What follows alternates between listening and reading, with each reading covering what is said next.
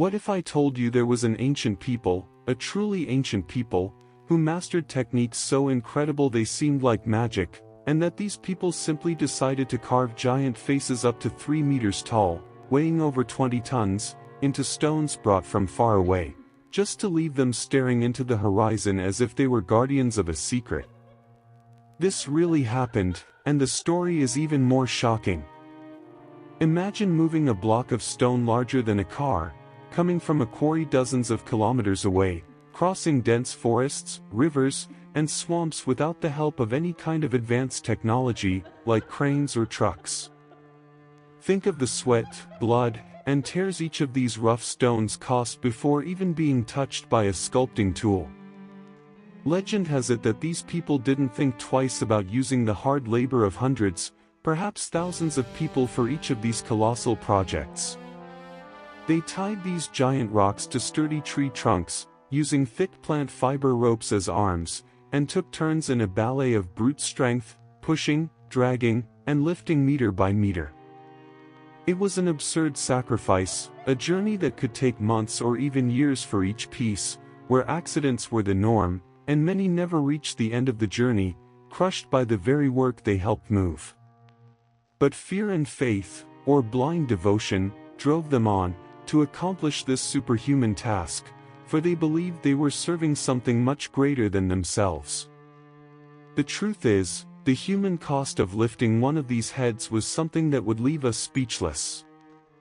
When the block finally reached its destination, the true spectacle of patience and skill began, the carving.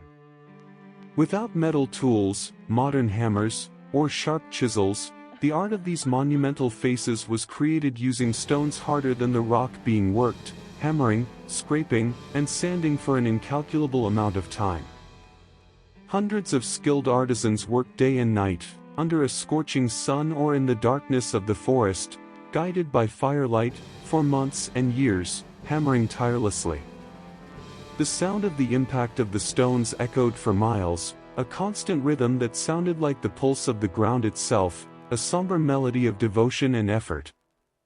They were men and women, a caste of almost priestly artists, who had dedicated their lives to this craft, using techniques passed down from generation to generation, ever since they were young apprentices watching their father or mother shape clay or the smallest stone.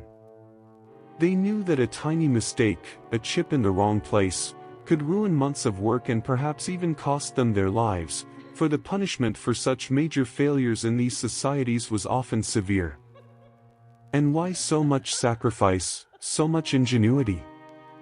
Because these were not just sculptures, they were manifestations of absolute power, living portraits of leaders or perhaps even divine beings who ruled these people with an iron fist and who held the final say over life and death. Imagine arriving in a village and coming face to face with a giant stone face, with strong features and a serene and imposing expression, seemingly watching you from above.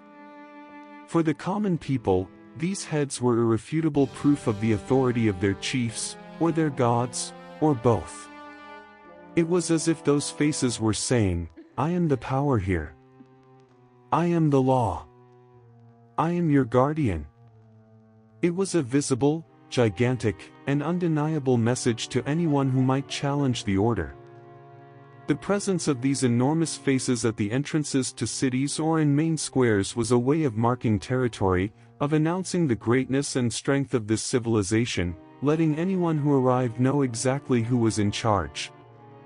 Legend has it that the choice of location for extracting these stones was no accident. It was as if the mountain held the souls of these giants, and that the extraction of the stone was a ritual of birth. Quarries were not just a place to find rocks, but sacred places, shrouded in mysticism, where complex rituals were performed before, during, and after the removal of each massive block. Priests and religious leaders of the time conducted these ceremonies, offerings were made to the gods of the mountains and rivers, perhaps even more extreme sacrifices to appease the spirits of the earth and ensure a safe journey for the sacred stone. Those involved in the removal were not just workers, but participants in a rite of passage, a perilous pilgrimage, full of mystery and fear. The journey from the quarry to the city was seen as the giant's journey, and each stage was marked by rites, chants, and prayers, for failure was not just a material disaster, but an affront to the gods, a sign that something was terribly wrong with the destiny or the leadership of the community. The moment a colossal head was installed must have been incredible for those who witnessed it. It wasn't just pushing a stone into a hole, it was a solemn celebration, a demonstration of religious and political power that mobilized the entire community. Imagine hundreds of people pulling, turning, and slowly, millimeter by millimeter, placing the sculpture in the perfect spot, with the help of rammed earth ramps and rolling logs. The air was heavy with the smoke of incense, the sound of drums beating in a hypnotic rhythm, and the chanting of prayers filled the air. For the common people, seeing one of these heads erected was a profound spiritual experience. It wasn't just a face, it was the presence of ancestors, the watchfulness of the gods, the guarantee of abundant harvests and protection from enemies and calamities. And shock, amazement, and absolute reverence were etched on everyone's faces. They felt they were part of something grand, an eternal legacy built by their own hands and faith, which bound them inextricably to this power. And how did a civilization that managed to erect such spectacular monuments disappear without leaving so many traces beyond the heads? The stories of this mysterious people tell us that not all endings are happy, and even the most powerful civilizations can have their final moments. And the most shocking thing is that some of these heads were found deformed, with broken pieces, disfigured, or even buried on purpose, as if someone wanted to erase their existence. Why would they do this?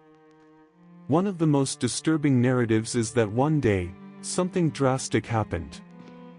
Perhaps brutal invaders who wanted to destroy any symbol of the civilization they dominated, or an internal revolt, where the people themselves, exhausted by tyranny and the sacrifices demanded, turned their backs on their own gods and leaders, destroying everything that represented that order.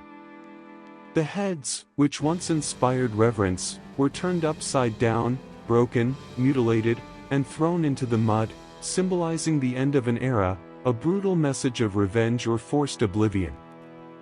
The mere fact that they had the ability to destroy something that took so much effort to create is a testament to the level of desperation or revolt that could grip a people. Behind every chiseled stroke, every hammer blow, and every inch that such a stone was moved, there was a society with its own hierarchy of artists, engineers, and stone masters, who guarded profound secrets.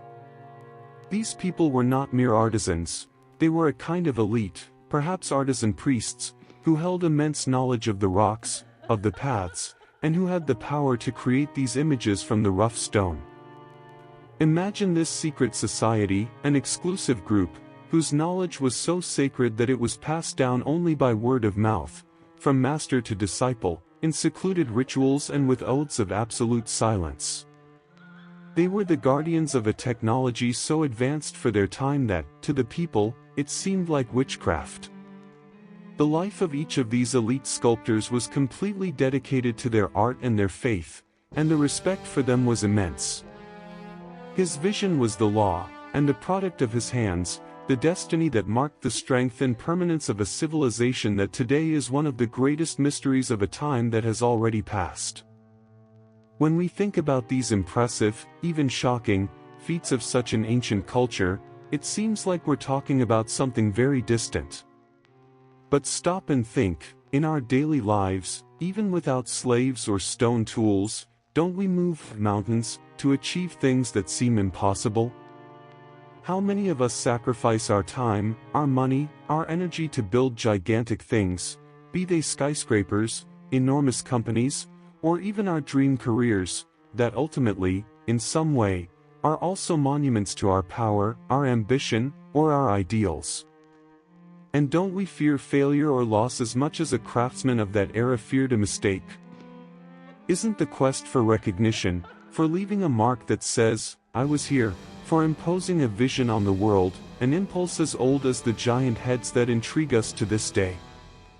The scale has changed, the tools too, but the human essence of creating, controlling, and leaving a legacy, however colossal, remains the same. So, what did you feel when you discovered these mysteries and the story behind the colossal heads of these impressive people? Did you get butterflies in your stomach thinking about all the sacrifice and mystery surrounding these sculptures? I'd love to hear what you thought, what your initial reactions were, whether you've already heard something similar, or if this story left you speechless. Leave your comment below and let's discuss this fascinating topic. And if you enjoyed this dive into the past, don't forget to like, subscribe to the channel, and hit the notification bell. That way, you won't miss the next videos, where we'll continue to uncover many more shocking secrets and unbelievable stories from antiquity that promise to leave you spellbound. Thanks, and until next time.